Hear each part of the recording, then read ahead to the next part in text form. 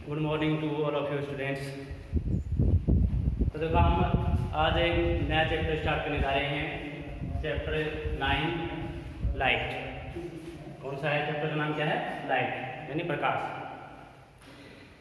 तो देखो लाइट भी क्या है, इस प्रकार की एनर्जी है। ये टाइप्स ऑफ एनर्जी, ऊर्जा का ये ग्रुप है लाइट। तो देखो हमें जो भी वस्तुएं देख पाते हैं, जो भी ऑब्जेक्ट हैं हम देख पाते हैं, वो हम किसकी वजह से देख पाते हैं? लाइट की वजह से।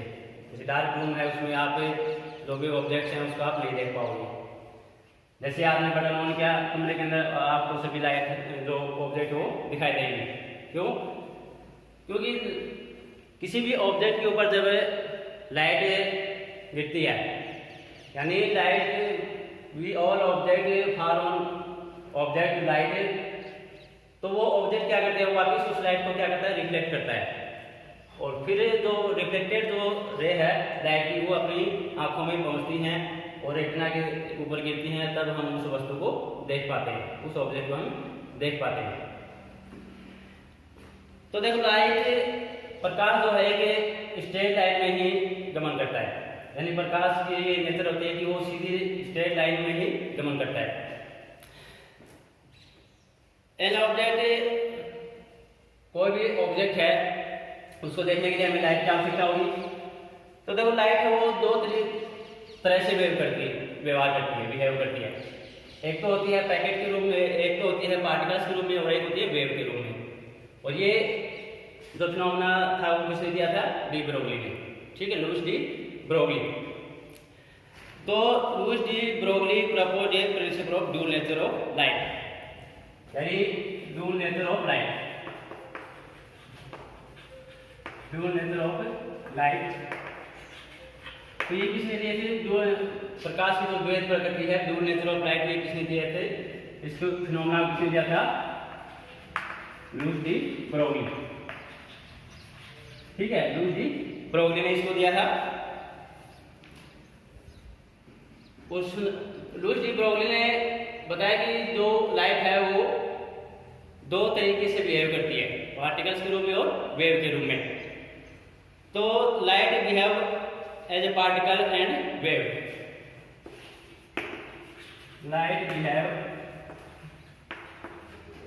पार्टिकल्स एंड वेव, यानी जो लाइट है वो दो तरीके से बिहेव करती है, पार्टिकल्स के रूप में और वेव के रूप में, यानी कण के रूप में और तरंग के रूप में। इसलिए इसको हम क्या बोलते हैं?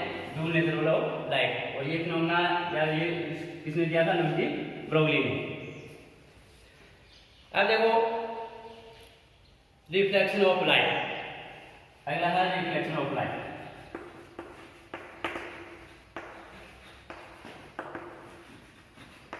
रिफ्लेक्शन ऑफ लाइट यानी लाइट का जो रिफ्लेक्शन होता है, वापस जो परावर्तन होते हैं लाइट। तो देखो when light ray fall on any surface, जैसे कोई भी सरफेस है, जैसे ये सरफेस है, इसके ऊपर कोई भी इंसिडेंट रे है, तो ये इंसिडेंट रे इस सरफेस से टकराने के बाद, स्ट्राइक होने के बाद में वापस रिफ्लेक्ट हो जाती है इस प्रकार।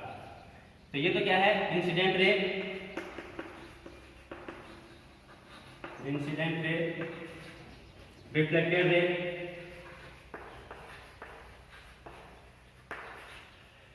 इंसिडेंट रे, रिफ्लेक्टेड रे, इंसिडेंट रे और रिफ्लेक्टेड रे के बीच का जो पॉइंट है उसको हम बोलते हैं नॉर्मल। नॉर्मल जैसे एम है, ये एन है। तो देखो रिफ्लेक्शन ऑफ लाइट, कोई भी इंसिडेंट रे है after surface striking and reflect, जो वापस से रिफ्लेक्ट हो जाती है। When light ray fall on any surface, most of them return in certain direction, तो उसको हम क्या बोलेंगे? Reflection of light. यानी कोई भी इंसिडेंट रे है, किसी भी ऑब्जेक्ट से टकराने के बाद में सेम मीडियम में, उसी मीडियम में वापस रिटर्न हो जाती है, तो उसको हम क्या बोलते हैं? रिफ्लेक्शन ऑफ लाइट, यानी प्रकाश का परावर्तन। अब ये भी देखो रिफ्लेक्शन ऑफ लाइट दो टाइप्स का होता है, two types of reflection. Two type of reflection, two type का होता है रिफ्लेक्शन, एक होता है रेगुलर रिफ्लेक्शन और दूसरा होता है diffuse reflection. Regular reflection,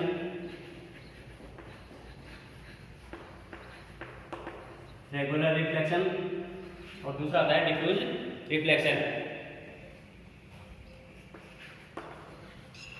diffuse reflection,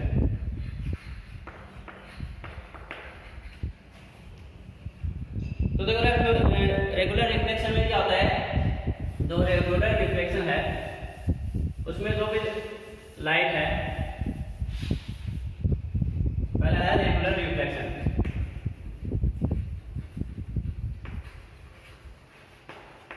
regular reflection, regular reflection में क्या होता है कि when light will fall on shiny surface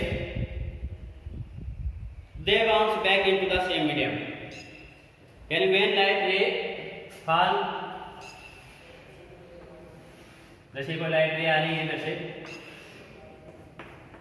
incident ray हैं, तो ये क्या हो जाएंगी, सेम मीडियम में वापस चली जाएंगी।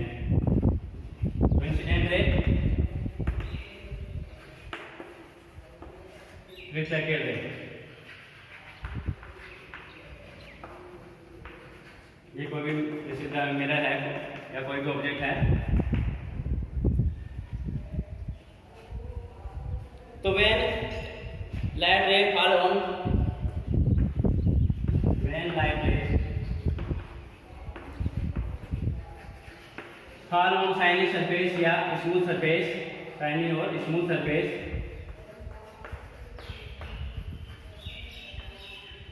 when light ray fall on shiny or smooth surface they back into the same medium, they back into the same medium, same medium and certain direction, and certain direction। तो regular reflection में क्या होता है, कोई भी incident ray है किसी भी ऑब्जेक्ट से टकराने के बाद में, कि when light ray fall on shiny या smooth surface they back into the same medium and certain direction, यानी वापस वो उसी मीडियम में चली जाएगी और सेम डायरेक्शन में जाएगी। ठीक है, और वो सरफेस कैसे होनी चाहिए, शाइनी या स्मूथ सरफेस में होता है रेगुलर रिफ्लेक्शन। रेगुलर रिफ्लेक्शन किस में होता है, शाइनी या स्मूथ सरफेस में ही होता है। ठीक है, अगला देखो सेकंड का है डिफ्यूज रिफ्लेक्शन। डिफ्यूज रिफ्लेक्शन में देखो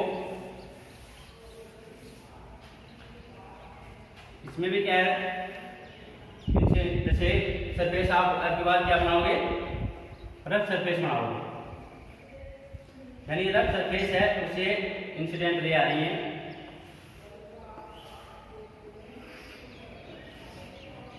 तो इसमें इनकी जो डायरेक्शन है वो क्या होगी, सेम नहीं होगी। तो इनकी जो डायरेक्शन है वो सेम नहीं होगी कि when light fall on a rough surface, कि when light fall on rough surface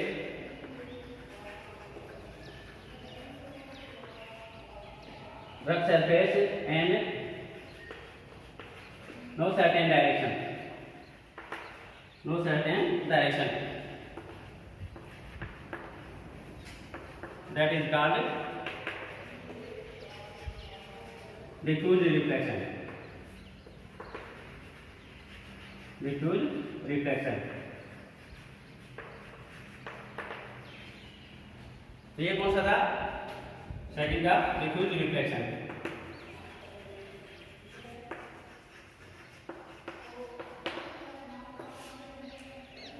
incident ray, reflected रे,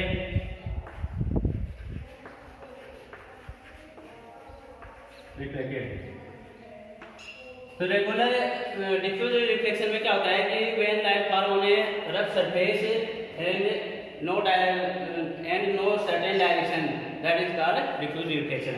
यानी में इंसिडेंट जो रे हैं जब वो इस रफ सरफेस से इस टाइप होकर टकराने के बाद में वापस रिफ्लेक्ट होंगी तो उनकी डायरेक्शन वो सेम नहीं होगी। ठीक है, यानी सेम डायरेक्शन में वो वापस रिफ्लेक्ट नहीं होंगी, तो वो क्या कहलाएगा, डिफ्यूज रिफ्लेक्शन। तो ये रिफ्लेक्शन टू टाइप्स के थे, रेगुलर रिफ्लेक्शन और डिफ्यूज रिफ्लेक्शन। अब देखो लॉ ऑफ रिफ्लेक्शन, रिफ्लेक्शन का नियम, law of reflection.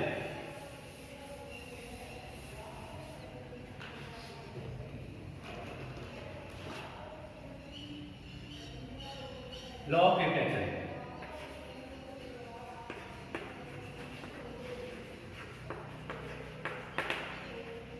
Law of reflection. इसमें भी सेम वही है जैसे कि हमने रेगुलर रिफ्लेक्शन पढ़ा था, उसी के जैसा है लॉ ऑफ रिफ्लेक्शन। रिफ्लेक्शन का क्या नियम है कि व्हेन एनी, आपने कोई भी सरफेस है, कोई भी सरफेस है तो इसमें इंसिडेंट रे एंड रिफ्लेक्टेड रे, जो पहले बनाया था ये डायग्राम, इंसिडेंट रे,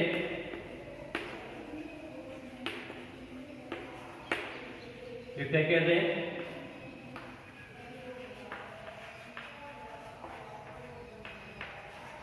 नॉर्मल,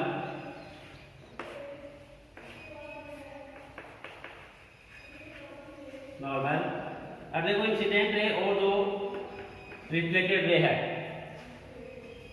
उनके मध्य जो एंगल बनता है, इंसिडेंट रे और रिफ्लेक्टेड रे के मध्य जो एंगल बनता है वो भी क्या होता है, सेम होता है। ठीक है, इंसिडेंट रे किसी भी ऑब्जेक्ट से या सरफेस से टकराने के बाद वो वापस रिफ्लेक्ट हो जाती है, उनके बीच का जो एंगल है, जो नॉर्मल बनता है, उन दोनों के बीच में जो एंगल होता है इंसिडेंट रे और रिफ्लेक्टेड रे का, वो भी क्या होता है, सेम होता है। और ये दोनों क्या होते हैं, सेम मीडियम में होते हैं, यानी इंसिडेंट रे भी इधर है तो रिफ्लेक्टेड रे भी इधर है, यानी सेम लाइन। तो when any ray of light passes from a medium, when a light ray passes any medium, when a light ray passes any medium and strikes with the surface of another medium, and strikes to another medium, strikes to another medium and back same certain direction,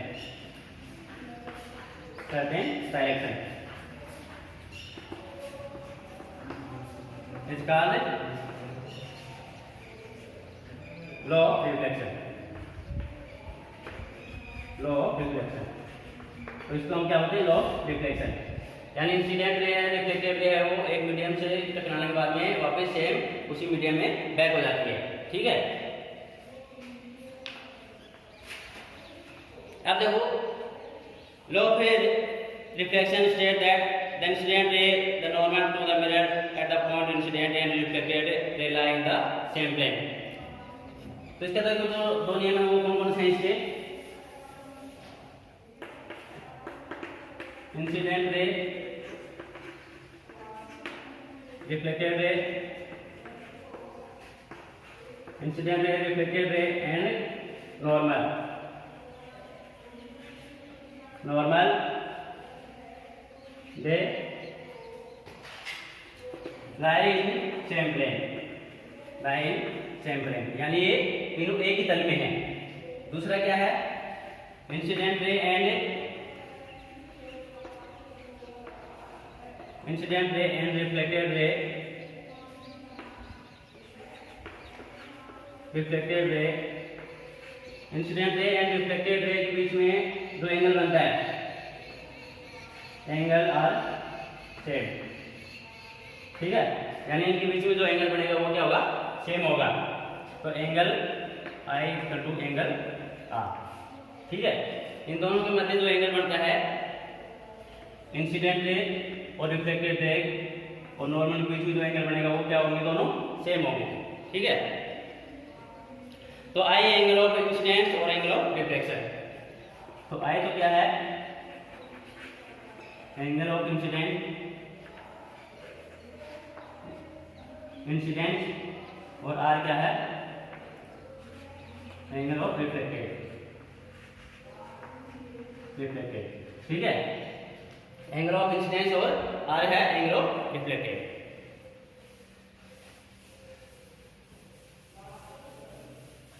तो ये थे law of reflection. अब जब हमें स्फेरल mirror के बारे में पढ़ेंगे, मिरर यानी दर्पण के बारे में। स्फेरिकल मिरर, अगला टॉपिक है स्फेरिकल मिरर। स्फेरिकल मिरर यानी गोलीय दर्पण, स्फेरिकल मिरर। तो स्फेरिकल मिरर क्या होते हैं? ये एक स्फेयर का ही भाग होते हैं। जैसे ये वो स्फेयर है, गोला है, अगर आप इसको बीच में से काटोगे तो इसके दो भागों में बढ़ जाते हैं। यानी ये स्फेयर है, एक गोला है, इसको आप बीच में से काटोगे तो इसके दो भाग हो जाएंगे। तो एक तो क्रूड सरफेस होती है, क्रूड सरफेस यानी इसकी जो अंदर वाली सतह होती है, इसकी जो अंदर वाली सतह होती है वो तो होती है क्रूड सरफेस। एक आउटर वर्ड वाली जो बाहर वाली सतह होती है उसको देखो क्या होते हैं। तो ये तो है कॉनकेव मिरर, ये है कॉन्वेक्स मिरर।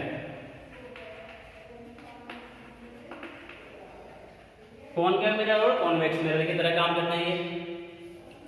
अब इसमें देखो कुछ टर्म्स जो हैं उनको हमें याद करना पड़ेगा, उसके बारे में हम बताएंगे कि the mirror have which have crude shining surface are called crude mirror.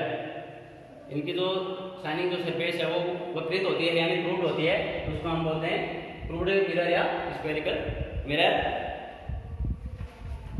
Spherical mirror how the reflected surface is crude inverse that is towards the centre of sphere is called concave mirror. तो देखो concave mirror, concave mirror यानी इस type ये। तो ये कौन सा है? Concave mirror.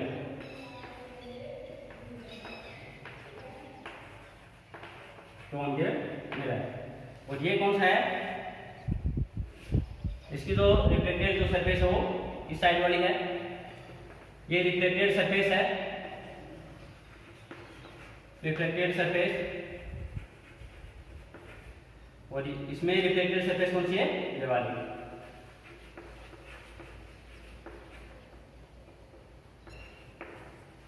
रिफ्लेक्टेड सरफेस, ठीक है। तो ये कौन सा है? Concave mirror, convex mirror, convex mirror.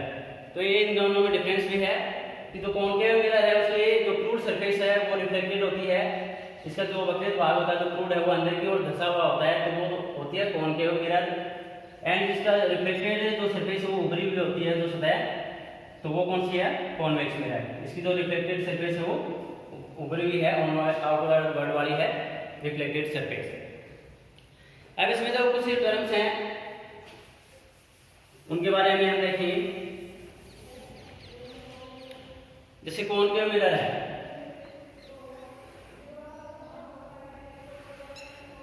ये आपका कॉनकेव मिरर है।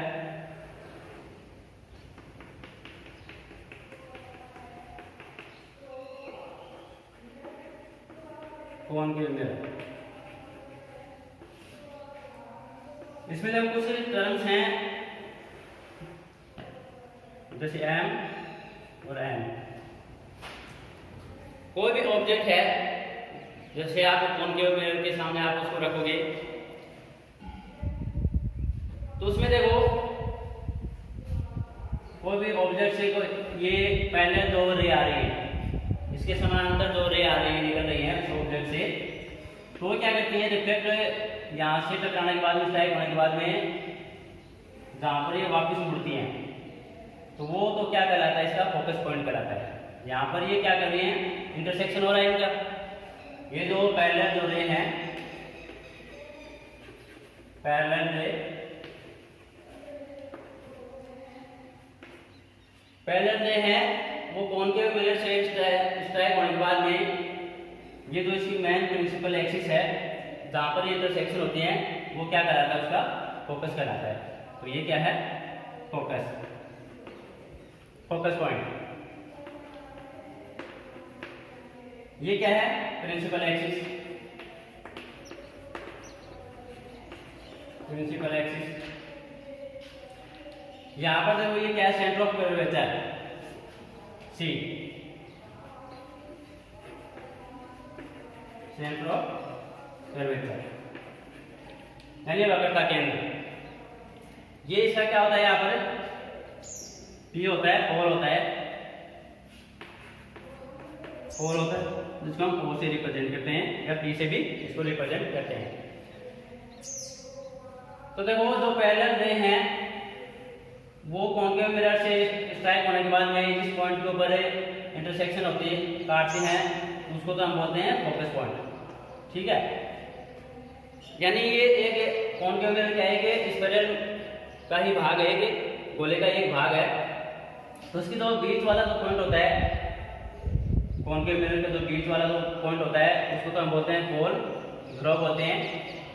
एंड पोल से लेकर एंड सेंटर ऑफ कर्वेचर के बीच से जो लाइन गुजरती है, यानी पोल और सेंटर ऑफ कर्वेचर से जो सीधी लाइन, जो स्ट्रेट लाइन गुजरती है, उसको हम क्या बोलते हैं, प्रिंसिपल एक्सिस यानी मुख्य एक्सिस को बोलते हैं।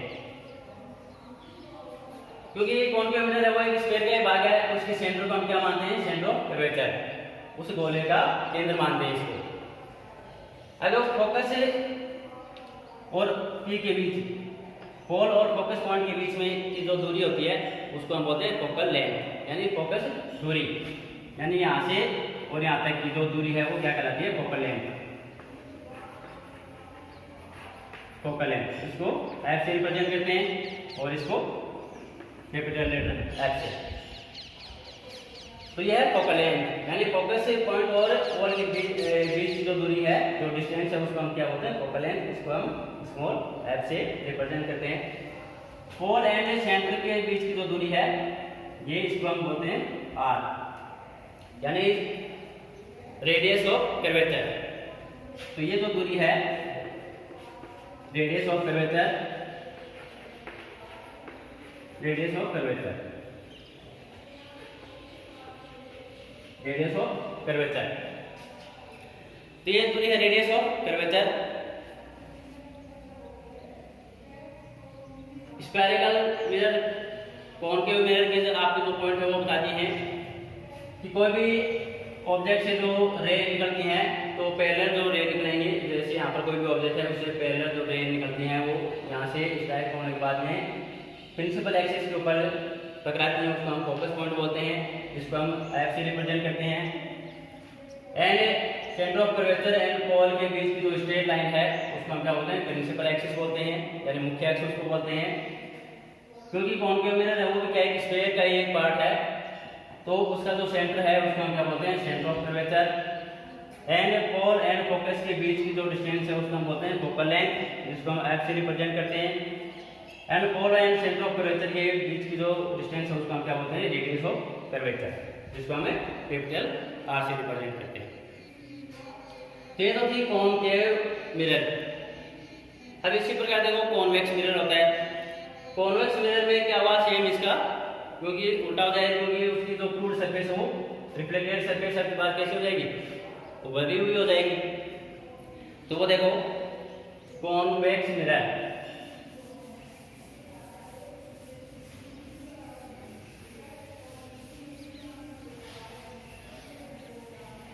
कॉन्वेक्स मिरर सही।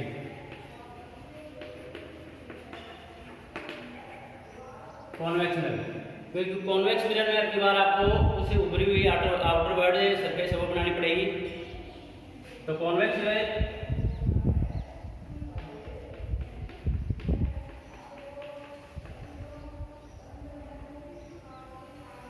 ये क्या है, प्रिंसिपल एक्सिस,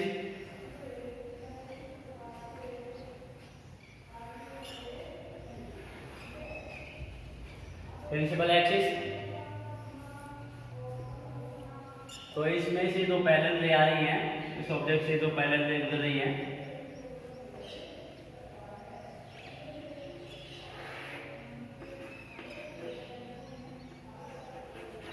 पैरेलल रे,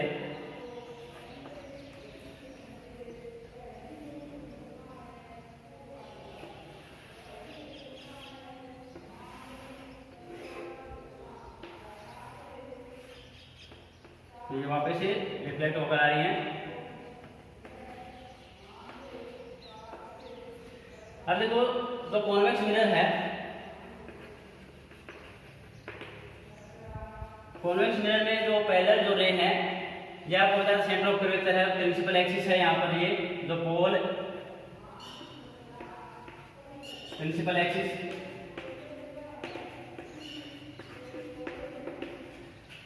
तो पहले जो रे है वो कॉन्वेक्स मिरर से स्ट्राइक होने के बाद में वापस रिफ्लेक्ट हो जाती है, reflected ray.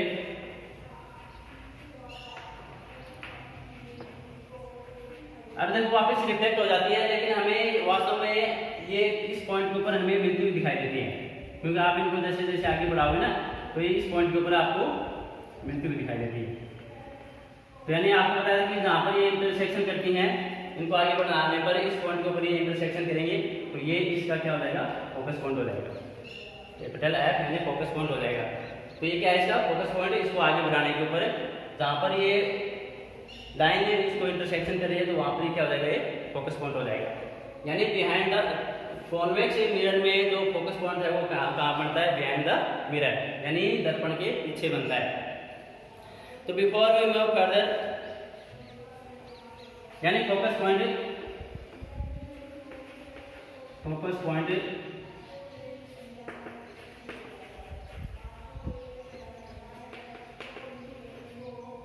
Behind the mirror, behind the mirror, यानी फोकस पॉइंट है वो बिहाइंड द मिरर बनेगा, यानी दर्पण के पीछे बनेगा। ठीक है, इसमें सेंटर ऑफ कर्वेचर है, आगे वो भी यहां पर बनेगा, सेंटर ऑफ कर्वेचर सी। तो ये है कॉन्वेक्स मिरर, यानी इसमें जो पैरेलल रे है वो after striking and reflected ray, तो जैसे आपको आगे बढ़ती हुई जैसे लाइन दिखेगी जहाँ पर इंटरसेक्शन करती है वहां पर इसको फोकस मानेंगे हम, और आगे आप इसको बढ़ाओगे तो पोल और जो सी के मध्य जो मेन लाइन गुजर रही है उसको हम बोलते हैं प्रिंसिपल एक्सिस। तो ये था कॉन्वेक्स मिरर। अब देखो आगे image formation of square concave mirror, image formation in concave mirror.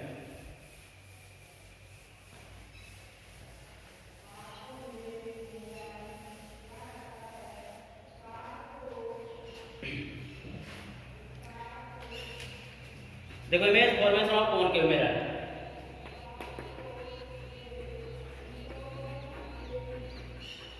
Image formation of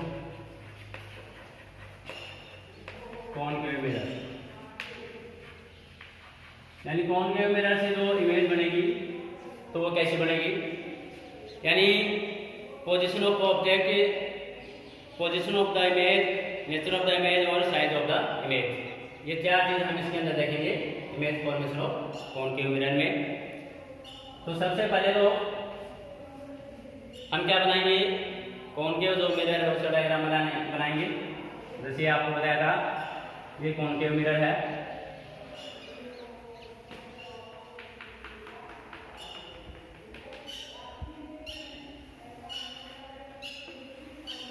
concave mirror,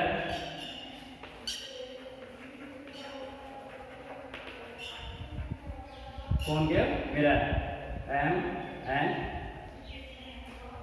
अब इसमें जो पहला जो पॉइंट है यानी पोजीशन है of object, position of the object,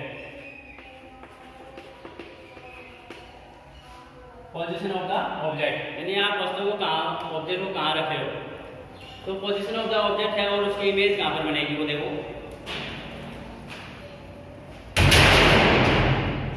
तो देखो इसके अंदर आपने जैसे कोई भी ऑब्जेक्ट होगा यहाँ पर रखा आपने,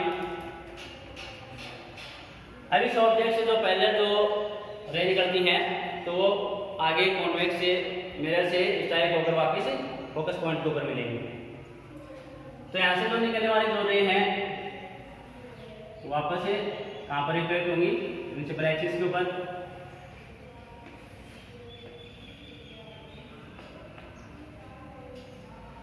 अब देखो इसकी जो इमेज बनेगी वो कहाँ पर बनेगी, फोकस के ऊपर ही बनेगी। यहाँ पर जैसे सेंटर ऑफ कर्वेचर है सी है,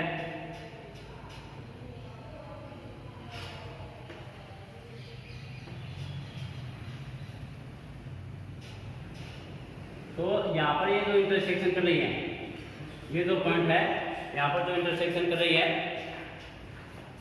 तो देखो यहाँ पर ये क्या है, फोकस पॉइंट। तो पोजीशन ऑफ द ऑब्जेक्ट, आपने जो ऑब्जेक्ट रखा है वो यानी इंफिनिटी के ऊपर रखा है, ठीक है, यानी position of the object and nature of the object image. तो सेकंड पॉइंट देखो,